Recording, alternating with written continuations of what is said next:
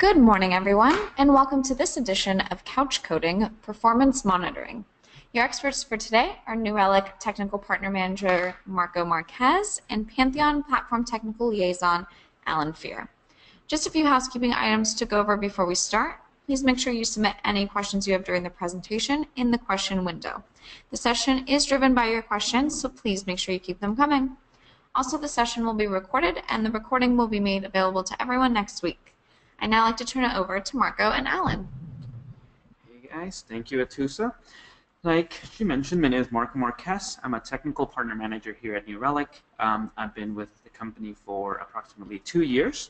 I first started as a sales engineer. I did that for a year and a couple of months. Then I migrated over to kind of the BD side of things, so helping out our partners, making sure they are kind of well prepared and they are able to kind of support our customers and obviously the customers of our partners. And I'll be kind of guiding you guys through the use of New Relic, how you can actually use New Relic to improve the performance of your application to make sure that your customers are as satisfied as the customers that we directly support. I'll pass it over to Alan so that he can actually introduce himself before I proceed. Great, thank you, Marco. My name's Alan Fear. I'm Platform Technical Liaison here at Pantheon. I've been here since January in our customer success organization. Before that, I was at Advomatic, an agency that specializes in Drupal and WordPress sites for large nonprofits. And before that, I was working for a large art college here in San Francisco, managing the websites for them. So I've had a chance to use the platform from a number of different perspectives, and looking forward to talking about how we can use New Relic on the platform to optimize everyone's website. Awesome. So I'll go ahead and quickly start showing you what New Relic is and a couple of the features that most of our customers find very useful.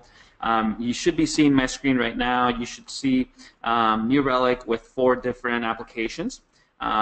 They are all just demo accounts that I spin up, very, very simple applications. And I'll quickly just show you within APM, which is really the module that will be focusing on the performance of your application, what you can actually use to make sure that your application is running as healthy as possible. You may notice that this is actually a Java application, so it's not a PHP application. So if, let's say, you log into your own Pantheon account and you actually click what actually Alan's going to be showing you how to access New Relic and you see a PHP, don't be surprised, because that is really going to be totally normal, obviously. Now, once you actually get into New Relic APM, you're going to see something like this. It tells you the transaction time, the aptX score, the throughput. We have done a couple of webinars, and if you are kind of unfamiliar with these metrics, go ahead and take a look at those. They are in the Pantheon website. Now, you actually can go to the transactions, and that's going to be the way that New Relic divides the information.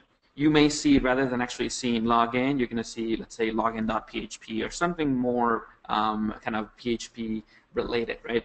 What I really want to show you is actually this one feature. This feature called transaction traces, and it's really going to kind of be our bread and butter, really, the New Relic bread and butter. You're going to be able to take a look at this, and it's going to give you an example of a user struggling to access your website, right? In this case, you're going to see that it took 2.2 seconds for the backend to process this, which is a huge amount of time. If you think about it from, let's say, the database perspective and all these things, right? They're all backend. They should be really fast. You can see very quickly that most of the time is actually spent as part of the user service. This is another application. If you do remember when I first started the presentation, you could see that we had a couple of applications. So New Relic is smart enough to know, all right, well, we have multiple applications, and one of these applications is actually struggling to send me a response. So in this case, it's very easy to see how Storefront is being affected by user service. Now, that is obviously not enough. We need to know more information in order to debug this, right? So you can actually click the drill down, and that is going to send you directly to a different application, the user service application, to the authenticate transaction, and then it's going to give you more information about this specific transaction. In this case, we can now see that it's actually the MySQL component that it's struggling. You can even take a look at the trace details, and following the same kind of methodology, you're going to see here that you actually get to the database query. So this is how I would actually go about trying to debug a simple problem. Obviously, we do have a lot more features that we can actually go through. Unfortunately, we don't have the time. We kind of want to make this more of a QA kind of a session rather than a webinar. But I'll pass it over to Alan so that he can actually talk to you guys about more of the Pantheon side of things, how you can actually access New Relic. Great, thank you, Marco. Enabling New Relic on Pantheon is incredibly easy. It basically can be done at the click of a button, basically. But I wanted to walk everyone through the steps of it. Once you've created a new site, be it WordPress or Drupal, you'll land on the site dashboard, and you'll see that there's a dev environment, a test environment, and a live environment. You'll want to go to your dev environment and click on the New Relic button, or the New Relic link at the bottom of the left-hand column there. And you'll see a screen explaining a little bit about New Relic and what you can use it for on Pantheon, and an Activate New Relic Pro button there for you to click just to activate it. That will enable New Relic for all of the environments that you have created. If you've already built a site and you have a live site, if you have multi-dev environments associated with that site, all of those sites will then have an active New Relic app that will show in the dashboard there once it's activated.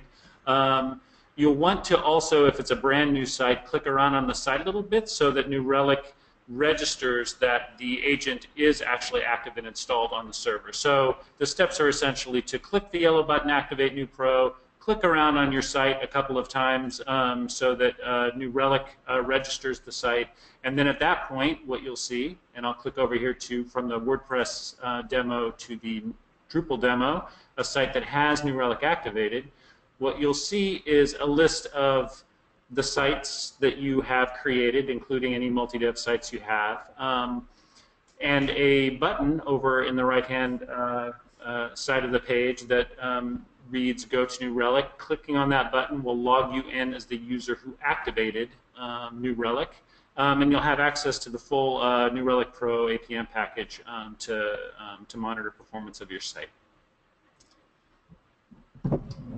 Alrighty, guys, that concludes the demo portion. So we're now open for questions. Anything and everything you wanted to know about performance monitoring, please feel free to submit in the question portion of the GoToWebinar panel.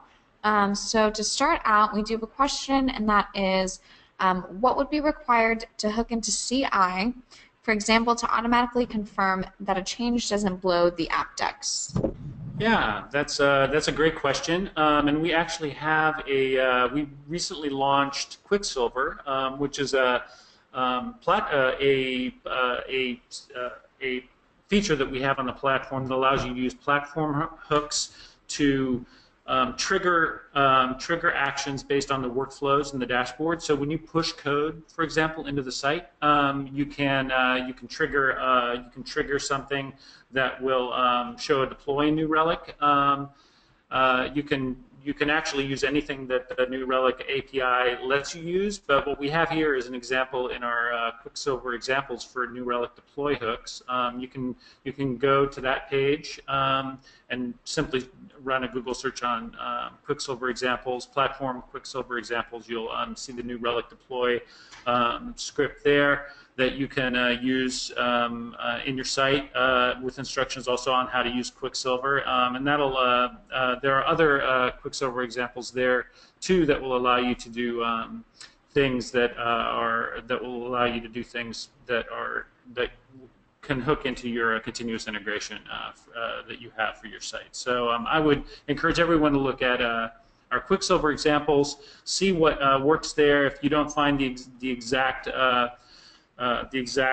use case that you have that you want to trigger from a workflow, you can submit a pull request, and we'd love to share that with other users or optimize the examples that we already have listed under our examples.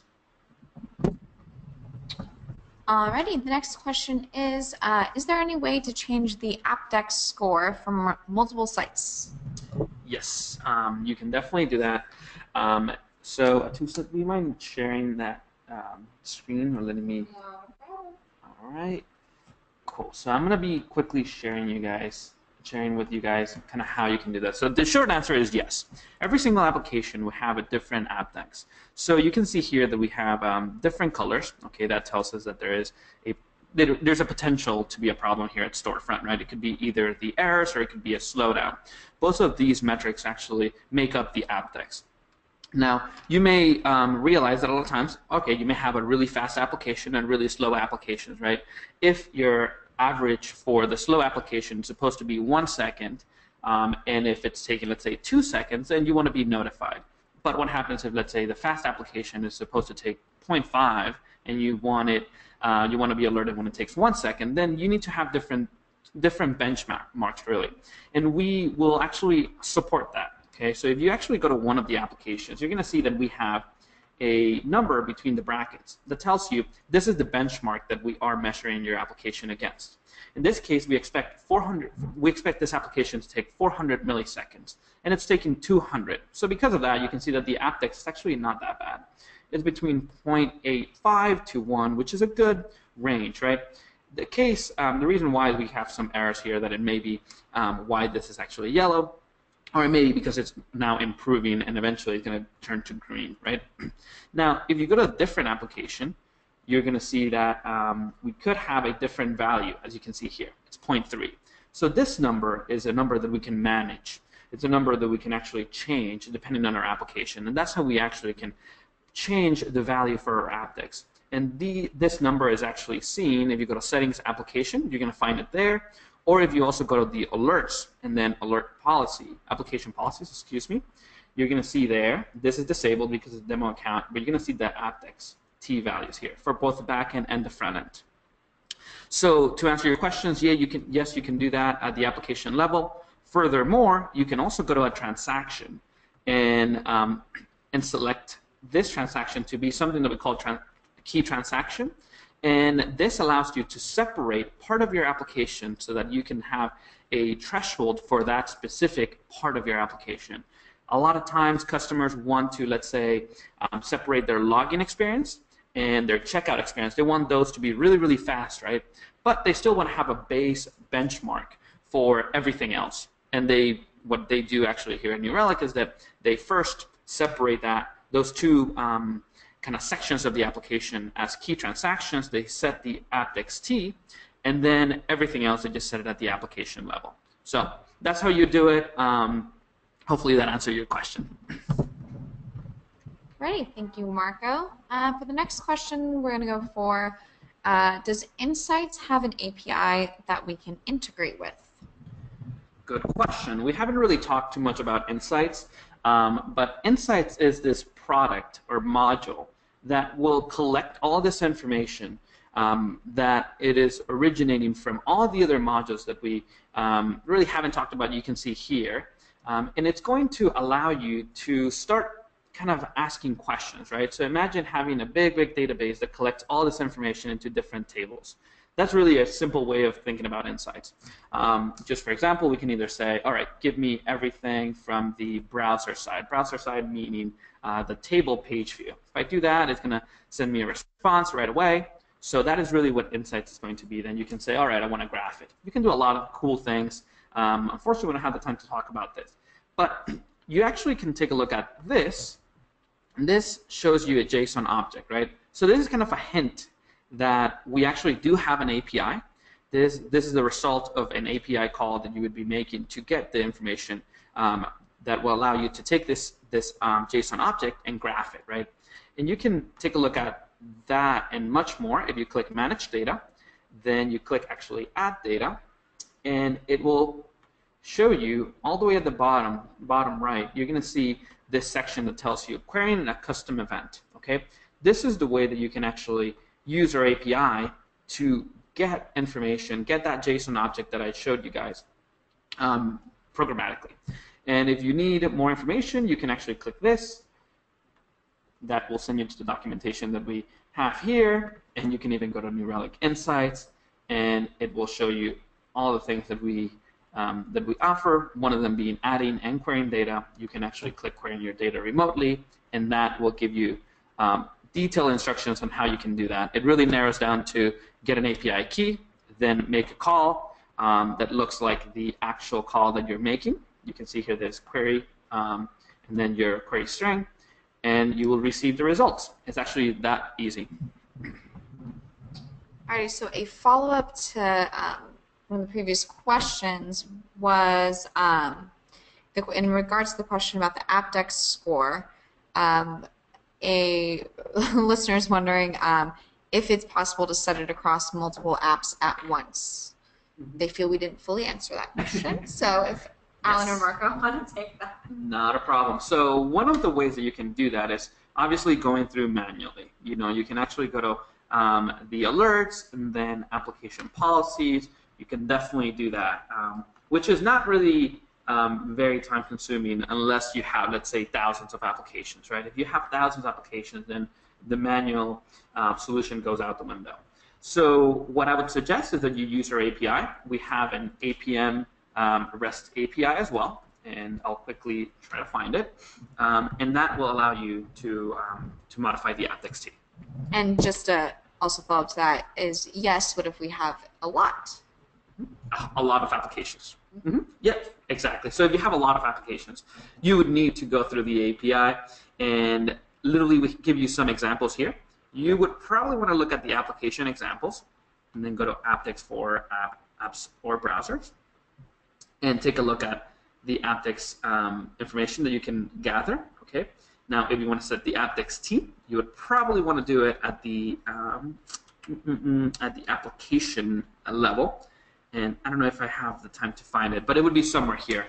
What it comes down to is that you need to make a call at the application level to modify. It's probably going to be a put call with the Apdex value. I know that it is a common scenario and customers do that all the time, but you would need to build a script that goes through and based on a specific algorithm, right? If the algorithm is as simple as, okay, if it's a Java application, then give it this Apdex, then you can definitely do that. But if you want a more complicated algorithm, you can also do that, but that's going to be something that you would have to do on your side.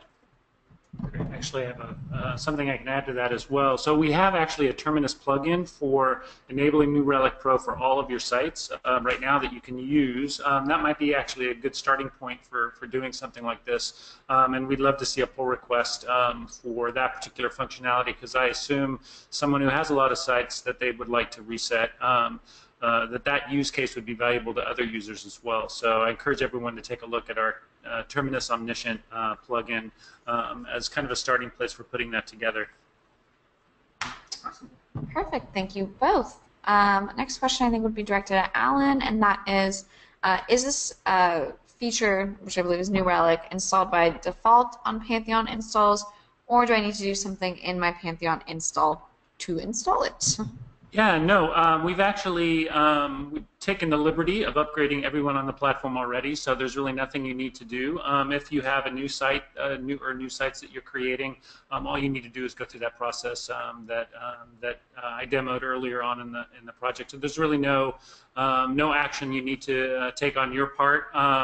If you want to, as I just mentioned, if you want to install it on many sites, you can use the Terminus Sites Omniscient functionality that we have as a Terminus script available for everyone. So there's not much action other than just enabling it, either individually or through a script on all of the sites at once. Ready. Next question is, will the APM instance still be generated automatically for multi-dev environments if we upgrade? Yes, it will, once you have enabled it for your site, the site being all of the different environments connected to the one site that you have, New Relic will be available to all of the, and will show up as separate apps in that. And actually, Tuz, if you want to share the screen with me really quickly, I can show you what that looks like on one of the demos that I have kind of set up for folks. So this is an enabled site where I've set up a multi-dev called New Relic Drupal here that also has a couple of other multi-devs created, as well as the test live and dev environments. Once you've enabled New Relic, It'll show up for all of those environments. If you create a new multi-dev, it will also be enabled for that new multi-dev.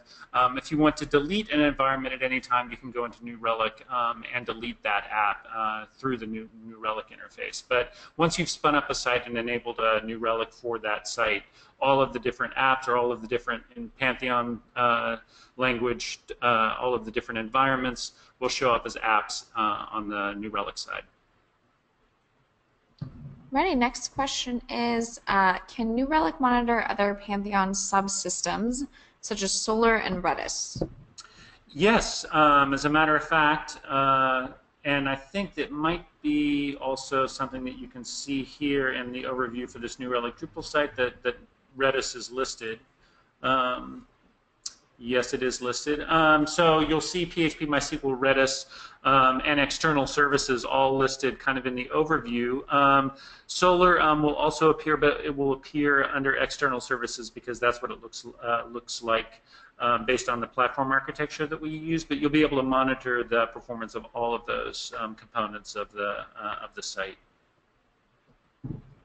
Ready. Next question is there an easy way to segment front-end performance for non-authenticated users from back-end user experience? I'll take that one. So the short answer is yes. We at New Relic will have installed this agent, and this agent will automatically kind of start capturing this information, right? This information can either be kind of from front-end or back-end users. Now, you can definitely separate the back-end users and the front-end users using either, let's say, the URL. Okay, so if you, for example, are using WordPress, I know that a lot of times when you log in as an admin, you are automatically redirected to WP-admin, right? So all the calls that are being done are going to be arriving, or the source is going to be from that page, right? So very easily using Insights, you will be able to filter out the performance from those that are admin and those that are not, meaning those that contain the URL WP-admin and those that do not. Okay, that's one way of doing it. Now, there's also ways of, let's say, using something that we call custom instrumentation that allows you to modify or add a little bit more detail to a specific transaction, so that you can say, all right, I want to add a custom parameter, which is going to be is_admin equal to true, yes or no, and you would be able to then set, all right, whenever there is this admin transaction, then set it to true, else set it to false, right? So that will make this filter a lot easier, rather than actually going in and saying, all right, whenever the page contains this, you can just say whenever this Boolean is set to true, then that's an admin, right? So there's multiple ways, depending on your infrastructure. One may be easier than the other, right? If you are working, let's say, with an external customer that doesn't give you access to the code, then you may have to work with the URL. But if you do have access to the code, I would suggest going with the custom attribute. Now, there's a lot of other ways. You can even go into the code also and set a custom transaction name. So you can group all the admin transactions into a big bucket, right? That's another thing we can do. So there's many ways of doing it, doing this. It really depends on your specific use case. Overall, though, I mean, New Relic should give you the options that you need to make this an easy task.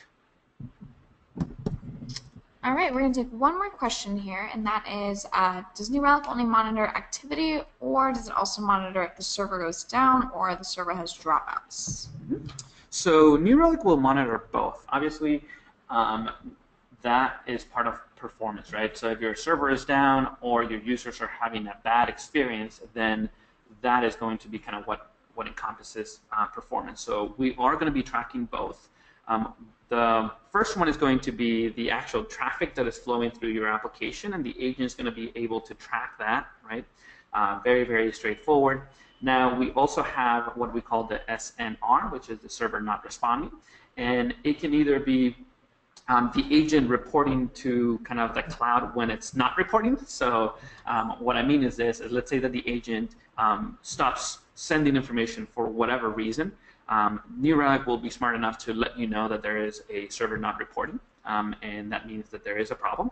Or you can also use our synthetics product that you can actually take a look as part of one of the modules next to browser. You would be able to then use synthetics to actually ping a URL. So that's another thing you can actually do so that you can confirm that your URL is up and running, right? So those are the 3 ways that you can actually monitor your application and make sure that your application is running as healthy as possible. Okay. Alrighty, thank you all so much for watching. If you have any questions or feedback, please visit our website where you'll find a Contact Us page and we'll put you in touch with the best member of our team. And make sure you join our next edition of Couch Coding. Have a great week, everyone, or weekend. Bye. Thank you. Thank you.